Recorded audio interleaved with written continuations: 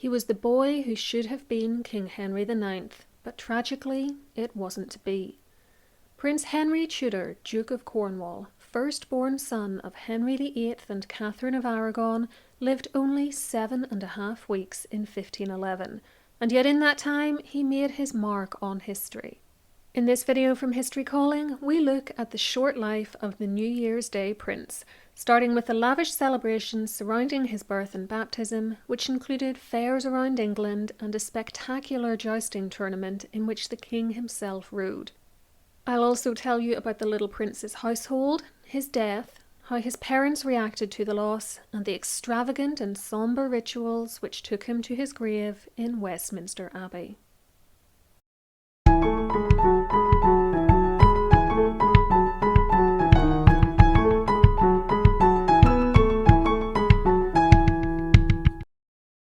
Henry VIII and his one-time sister-in-law, Catherine of Aragon, were wed on the 11th of June 1509, shortly after he ascended to the throne, and the new queen quickly became pregnant.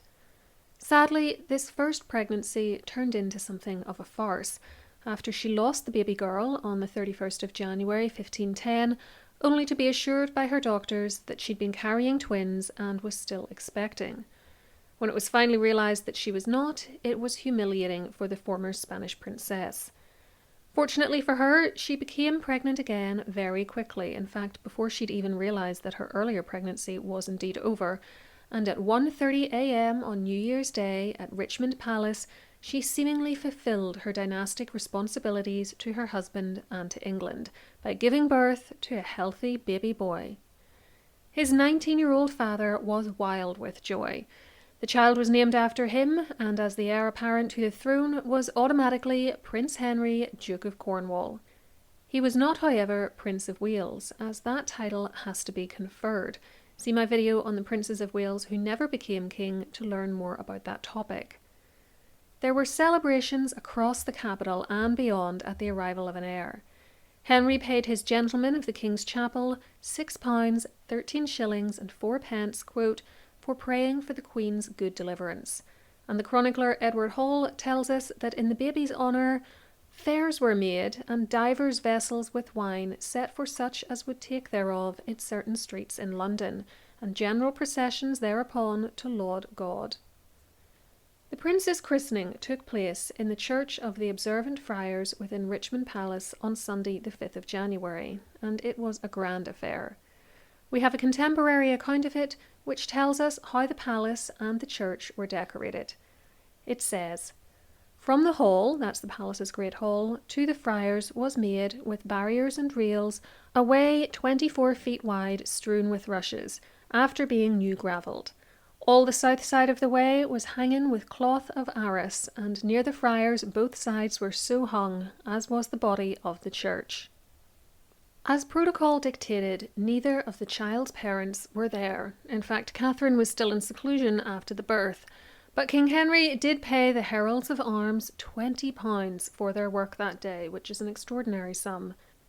The godfathers, according to contemporary sources, were William Warham, Archbishop of Canterbury, and Louis XII of France, who would be briefly married to the baby's aunt, Princess Mary Tudor, in 1514, before dying on what would have been little Henry's 4th birthday, New Year's Day, 1515. Hall adds that the Earl of Surrey was also given the honour, but he doesn't mention Louis, though contemporary letters from the French ambassador in 1511 make it clear that the king definitely was godfather. The foreign godmother was Margaret of Austria, Duchess of Savoy, who a few years later would take a young English girl into her household named Anne Boleyn. Again, Hall says something different, giving the godmother's name as Princess Catherine of York, daughter to Edward IV, and not mentioning Margaret at all. But I haven't seen any other source mention Catherine, and as you'll see in a moment, there is incontrovertible evidence in the form of a letter from Catherine of Aragon that Margaret was godmother. As Louis and Margaret could not be present in person, they were represented by two proxies, Lord Winchester and the Countess of Surrey, and I wonder if this is why the Earl of Surrey was assumed to be a godfather. While Louis knew what was happening though, Margaret didn't discover she was godmother until later. It was only on the 8th of January that Queen Catherine wrote to her, this is the letter I just mentioned, informing her of the birth and baptism and her new status, and it will have been weeks before the letter arrived. The baby was immediately confirmed, with the Earl of Arundel as his sponsor. As befitted the child's status, the baptismal gifts were magnificent. King Louis sent him a salt weighing 51 ounces and a cup of gold which weighed 48.5. He also gave the child's lady mistress, Elizabeth Denton, who would oversee his care, a chain worth £30 and £10 to the midwife who had delivered him. A few days later, his ambassador in England advised the French Chancellor, Robertet, that he had been told, quote, "It would be well to present a chain of 200 crowns to the prince's nurse," this is his wet nurse, Elizabeth Points, "and tell her the king prays her to nurse well his godson." Presumably, this was done. The ambassadors for the Pope, France, Spain, and Venice were all present at the ceremony, and afterwards went to congratulate Catherine on her delivery, notwithstanding the fact that she hadn't been churched yet, meaning released from her chambers to rejoin the court, which was a ceremony which took place about a month after delivery. The christening over, the baby remained at Richmond, but was set up with his own household staff, numbering at least 40. A list of his staff who attended his funeral gives around 40 names, but it's likely there were more who simply weren't in attendance at that event, especially as no women are on that list. As well as his wet nurse and lady mistress, he had rockers for his cradle, gentlemen ushers, chaplains, a yeoman usher, grooms of the chamber, porters, and more. Had he lived, in time there would have been tutors as well to oversee his education. As for his father, King Henry took himself off on a pilgrimage to the shrine of Our Lady at Walsingham, leaving London on the 12th of January. His expense accounts tell us of his activities along the way. He made an offering there of £1 13 and 4 and sent 2 does back to Catherine at Richmond, paying the messenger who took them to her 10 shillings. He was back in London by the end of the month, and in good time for the celebratory jousts he had organised to mark his son's birth.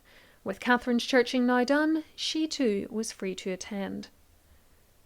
These jousts took place on the 12th and 13th of February, and they were certainly extravagant. The records of their organisation and execution still survive and tell us that there were groups of challengers and defenders who would compete with each other. King Henry himself was one of the challengers and played the part, because the writers took on roles, of Loyal Heart. As well as Henry, there were 3 other challengers, Sir Edward Neville, the Earl of Devonshire, and Sir Thomas Knevet, and 8 men who I take to be the defenders on the first day, with another 13 listed for the second, though one of those, a Richard Tempest, doesn't appear to have taken part in the end. The names are, for the most part, like a roll call of some of the most famous men of the period. Charles Brandon, later Duke of Suffolk and the King's brother-in-law, was there. So too was Henry's future father-in-law, Thomas Boleyn, and a William Parr, who I think was the uncle of another of the King's wives, Catherine Parr. There were also several Howards, part of the vast clan that would produce Queen Catherine Howard, and which had already produced, through her mother, Anne Boleyn. In fact, it's hard to imagine that Anne herself, then a child of about 10 and still living in England, didn't hear about this tourney from several of her relations, not least her father. The Queen and her ladies, including her sister-in-law, Princess Mary, were to observe the proceedings from a box hung with cloth of gold. In front of them, according to Hall, was the following sight, which sounds to me like the 16th century equivalent of a movie set, and which is depicted in an extraordinary document called the Westminster Roll, which I'm showing you here. A pageant of great quantity, made like a forest, with rocks, hills, and dales, with divers sundry trees, flowers, hawthorns, fern, and grass, with 6 foresters standing within the same forest, garnished in coats and hoods of green velvet, by whom lay a great number of spears. All the trees, herbs, and flowers of the same forest were made of green velvet, green damask, and silk of divers colours, satin and sarcenet, which is a kind of silk. In the midst of this forest was a castle standing, made of gold, and before the castle gate sat a gentleman freshly apparelled, making a garland of roses for the price. This forest was drawn, as it were, by strength of 2 great beasts, a lion and an antelope. And I think he means an actual lion and an antelope here, not people dressed up as them. The lion flourished all over with damask gold. The antelope was wrought all over with silver of damask, his beams or horns and tusks of gold.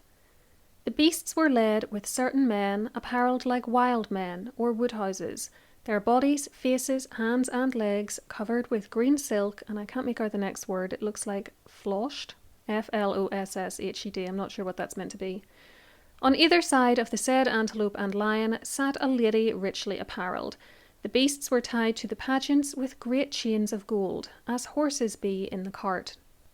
The pageant pulled up in front of the Queen, then the jousters themselves and their attendants rode out in front of her. The group was announced by 15 trumpeters and included Henry himself, who was supported by 22 attendants on foot. The jousters carried spears, their horses were adorned with golden cloths embroidered with the riders' names, and they had plumes on their helmets. They jousted all that day and again the next, when the participants were once more richly apparelled in cloth of gold, damask, tinsel, and velvet.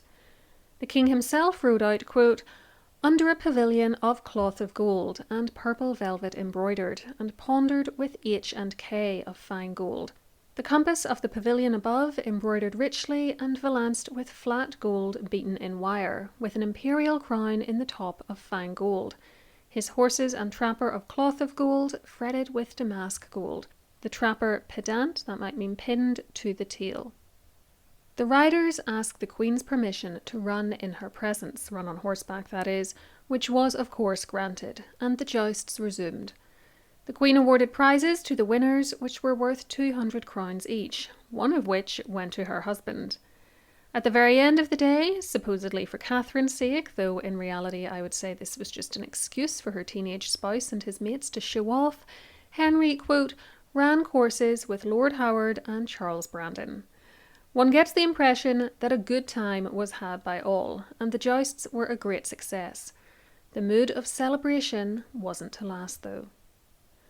On the 22nd of February, when he was 7.5 weeks old, the unthinkable happened. Prince Henry died at Richmond. We don't know what the cause of death was, but infant mortality was depressingly high in this era, and it could have been a number of different things, ranging from infection to a congenital issue. Bear in mind that Henry VIII himself had several siblings who also died as babies or small infants, so this wasn't unusual. The King and Queen were devastated. Edward Hall later wrote that, the King, like a wise prince, took this dolorous chance wondrous wisely, and the more to comfort the Queen. He dissimuled, I think this means dissimulated, the matter, and made no great mourning outwardly. But the Queen, like a natural woman, made much lamentations. Howbeit, by the King's good persuasion and behaviour, her sorrow was mitigated, but not shortly. So what Hall is saying is that while her grief did subside, it took a long time. Louis XII sent his condolences on the loss of his godson, but on the 8th of April, the French ambassador sent a letter home saying that King Henry's councillors had advised him not to present this missive, quote, or say a word about it at present, as it would only revive their king's grief, suggesting that Henry was just as devastated as Catherine, even if he made an effort to hide it. At least Louis could be told about the disaster relatively quickly, though. Such was the state of travel and communications in 1511 that it took far longer for other courts to be brought up to speed.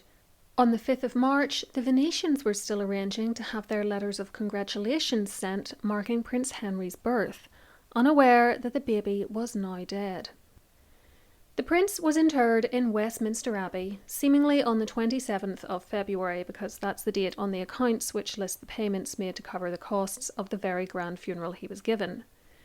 £379, 14 shillings, was spent on black cloth for the event, and £50 given to the Abbot of Westminster, quote, for 12 palls and a canopy. Reading between the lines of the expenditure accounts, there were 3 barges covered in royal liveries which were presumably used to bring the little body from Richmond to Westminster, and the highest-ranking nobles in the land who were in London or close by attended as mourners. These included the Marquis of Dorset, the Earl of Essex, and 4 knights who bore the corpse, one of whom was Sir Thomas Boleyn. There were more knights to carry banners and the canopy, which presumably went over the tiny coffin, and the preacher on this occasion was a Dr. Rawlins. 10 children of the chapel were also present, who I assume were there to sing, but this is just supposition on my part. A huge number of the King's household staff also attended either at Richmond or at Westminster, including yeomen, servers, almoners, and kitchen staff from the Royal Bakehouse, Buttery and Spicery, among others, plus the 40 or so male members of the Prince's household I've already mentioned. He was certainly given quite the send-off. As with his christening, however, protocol dictated that his parents not be there. The exact location of his grave is now lost to us, but Westminster Abbey's website does provide some intriguing, albeit unreferenced, details, saying that the baby was buried, quote, on the north side of the sanctuary area near the entrance to the chapel of St. Edward the Confessor. The website adds, when the new high altar was being constructed by Sir Gilbert Scott in the 1860s, a small lead coffin of a child was found to the northern part of the step in front of it. This may have been the young Henry's coffin, but it was not disturbed. There is no marker. In time, little Henry would be followed into the abbey by at least 3 of his siblings, Edward VI, Mary I, and Elizabeth I. And I say at least because I don't know where Catherine of Aragon and Anne Boleyn's other babies were buried. Though I can't tell you more about Prince Henry's tomb, I do have a video revealing all the secrets of Mary and Elizabeth's, which I'll leave linked on screen and below for you. Had the prince lived long enough to grow up, marry, and produce children of his own, history would be so different. Henry VIII would almost certainly never have left Catherine of Aragon for Anne Boleyn. Elizabeth I and Edward VI wouldn't have existed, and when King Henry died in 1547, he wouldn't have left behind a 9-year-old who would be governed by his maternal uncles, as Edward was, but rather a grown man of 36. Prince Henry might well have been the key to securing the Tudor dynasty, but we'll never know. I hope you found that interesting. If you'd like to learn more about the struggle Henry VIII and his wives faced in trying to produce children, try one of these videos next. Whatever you choose, please enjoy, and until next time, keep learning.